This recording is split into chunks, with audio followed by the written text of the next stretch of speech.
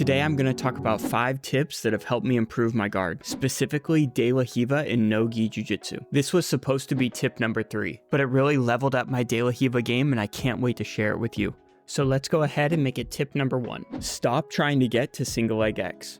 My previous approach to De La Riva was to use it to off-balance my opponent, with the goal of pummeling my De La Riva hook to the inside. Now this definitely is a viable strategy that works at the highest level. But too often I've found that even though I'm able to off-balance my opponent, their hand is monitoring my De La Riva hook, making it very difficult for me to pummel it to the inside. And now as they recover back to their base, we're in the same position that we started in, and my off-balance was wasted. Here again we see a beautiful off-balance, but Gianni's not able to pummel his De La Riva hook to the inside. And when they reset, they're back in the same starting position. So now if I off-balance my opponent and they're monitoring my De La Riva hook, instead of trying to pummel it to the inside, I prioritize upgrading the grip I have on their leg. And now if I'm able to off-balance them enough to remove their hand from my De La Riva hook, I can pummel it to the inside.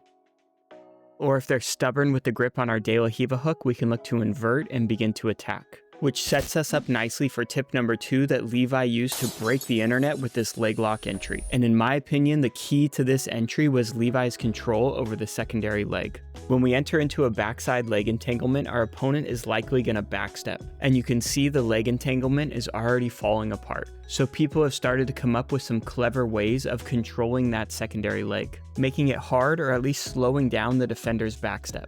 Here we can see Cade is controlling Levi's wrist, and Levi uses a motion not too different than the Gracie Combative's mount escape that resembles making a snow angel, and this allows Levi to invert and begin to attack. But because Cade was controlling his wrist, Levi has no control over that far leg, and this allows Cade to backstep and keep that leg very far away from Levi. Compare this to his entry against Roberto. He starts out in De La Riva before getting control of that secondary leg. And now as Levi inverts, Roberto is trying to backstep, but that control of the leg makes it hard. And then Levi transfers his foot across to that leg as well. So now Roberto is able to backstep, but it's very slow.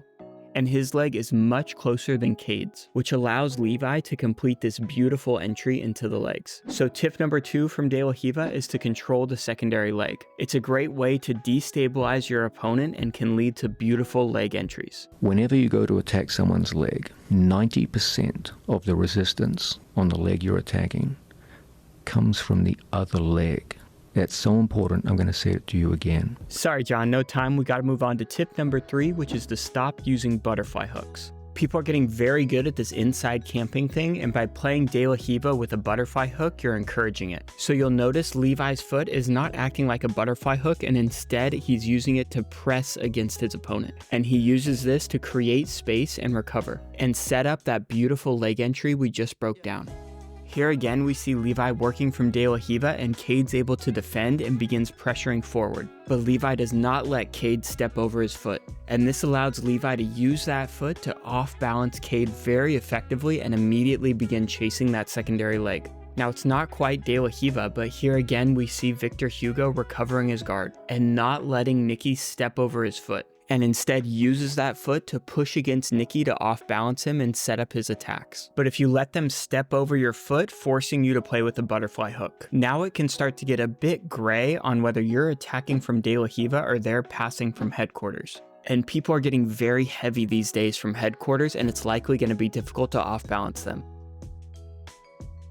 So as a starting position, I'd recommend keeping your foot away from them as much as possible. And if they are trying to step over it, try to keep your foot as a frame instead of a butterfly hook. Now tip number 4 from De La Riva is going to be when I think butterfly hooks are most useful. One of the more common defenses from De La Riva is for our opponent to drive their knee out. And when they're driving their knee out, I think this is a great time to pummel our secondary leg in as a hook. Here we see Jeremy playing from De La Riva, and as AJ drives his knee out, Jeremy pummels his hook in. And having this hook will allow us to follow up with various leg lock attacks. Here you can see the guard passer is driving their knee out, and the guard player uses an arm drag type grip to off-balance the top player, which allows the guard player to switch legs and begin to attack. And I like to think I share some pretty helpful concepts when it comes to this approach in this exclusive content that's part of the Outlier database. So I encourage you to check it out in the link down in the description. Now, while this strategy is effective, I would say it's a pretty aggressive one. Here we see Levi playing De La Riva initially with his secondary leg on the outside. But as Cade drives his knee out, Levi pummels his butterfly hook in, and he would like to bring his knee behind Cade's knee to enter into cross-ashi. But Cade makes sure to keep his hand in the way and prevent the entry, and it leads to Cade getting into one of his better guard passing attempts of the match.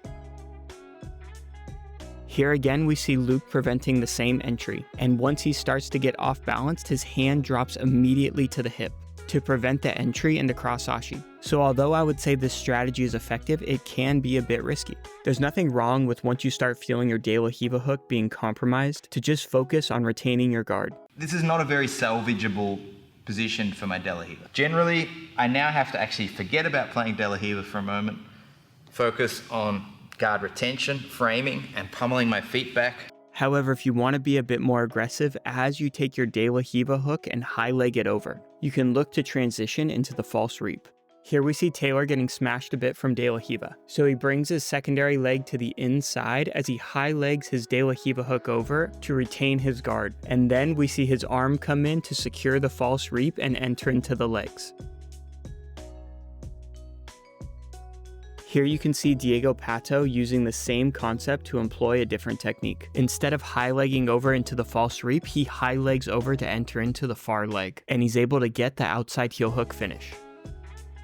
Now, when studying De La Riva, I like to compare many examples to see what professionals are doing, but that requires many hours of match study to see just a few examples. So that's why I created the Outlier database. So jiu-jitsu nerds like you and I would be able to search De La Riva and be shown many examples of this position. And in my study of De La Riva, what I've found is that the general starting position is keeping your secondary leg back and away from your opponent. But as they start to drive their knee out, it can be a viable strategy to pummel in your secondary leg as a hook. But be aware of the warnings of tip number 3. And if you bring your secondary foot to the inside, use it. And don't sit there carrying their weight. Which leads us nicely into tip number 5. Which has to do with entering into De La Riva. Now, reverse De La Riva is kind of getting a bad rap these days because the guard passers are getting really good at inside camping. And if we can take out our reverse De La Riva hook and press against our opponent's leg, it can help us switch sides and enter into De La Riva and alleviate a lot of that camping pressure. But if we bring our reverse De La Riva hook out and use it to help switch sides, but as we enter into De La Riva, if our secondary leg gets forced into being a butterfly hook, now our opponent just went from camping in reverse De La Riva to camping from HQ,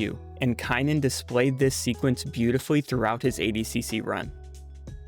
Here we see him putting a lot of pressure down from reverse De La Riva, and as he peels his opponent's grip off of his own ankle, he doesn't allow the reverse De La Riva hook to ever come out, as he switches sides to begin inside camping from headquarters. Here again we see the same exact sequence. Peel the grip off of his own foot, never allow the reverse De La Riva hook to come out as he switches sides so he can camp from headquarters. Now, to draw a parallel to the back, if you're the person attacking and you want to switch from the underhook side to the overhook side, you can pull your opponent across to switch sides, going from one hip to the other to switch from the underhook side to the overhook side. But you can also just switch your hand position. So in this situation, we switch from the overhook side to the underhook side without actually switching hips. So bringing this back to De La Riva, we can see the guard player starts on their right hip.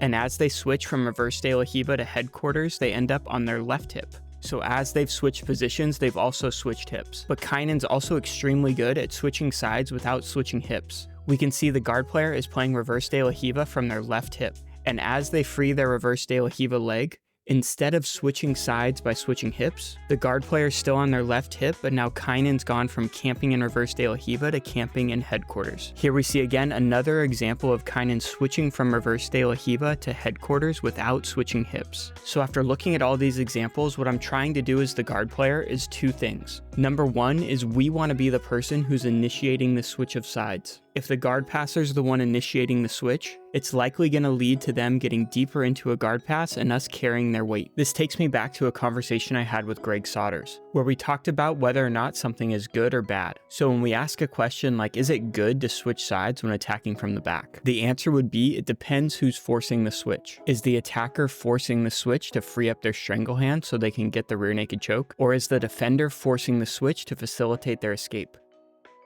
The same thing applies to guard. Is the guard passer switching sides to facilitate their camping and passing pressure? Or is the guard player facilitating the switch of sides to maintain their guard and go into their follow-up attacks. Switching sides can be good for us as the guard player, but that's typically the case when we're enforcing the switch on our opponent. So tip number 5 is you initiate the switch of sides, and after you do switch sides, revisit tip number 3. We're keeping our secondary leg away from them, making it hard for them to force headquarters. Now, I know I said 5, but I want to leave you with some bonus tips, so I hope you enjoy. The first bonus tip is to not invert against the scoop grip. Here you can see Mateus looking to invert, but Joseph is staying nice and low, looking to take this scoop grip on the far leg, and this allows Joseph to defend the entry and threaten a guard pass. As soon as Craig starts to play De La Riva, Gio dives for this scoop grip. Here again, Fionn playing De La Riva, but is forced to bail on the position because of the scoop grip. Gordon's famous pass against Victor Hugo. How'd it start? They're in De La Riva, Gordon threatens a leg drag to get the scoop grip.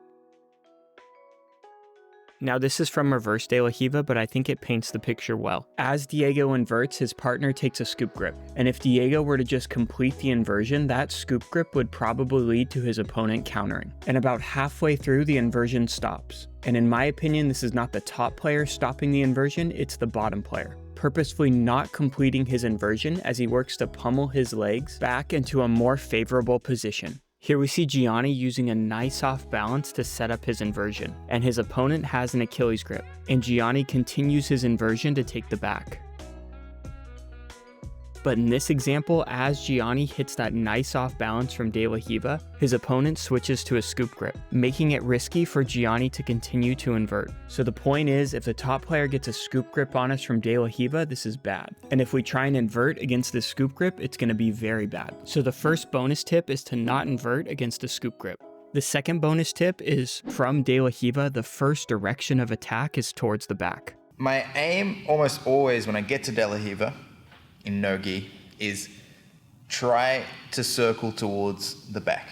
Now, as we work towards the back, we're looking to destabilize our opponent and ideally get them down to a hip. But we can also take a standing opponent and put them down to their knee. And if we can grab their secondary leg to facilitate this, that would be great. But the dilemma we play is if we're not able to destabilize our opponent, we're upgrading the grip we have on their leg. And once we have an upgraded grip, now we can work back towards the center to off balance our opponent. Now this bonus tip is so important that I dedicated a full video to it here. So if you're interested in learning more about De La Riva, I'll leave the link right here. Or if you're interested in the De La Riva section of my instructional, that link will be right here.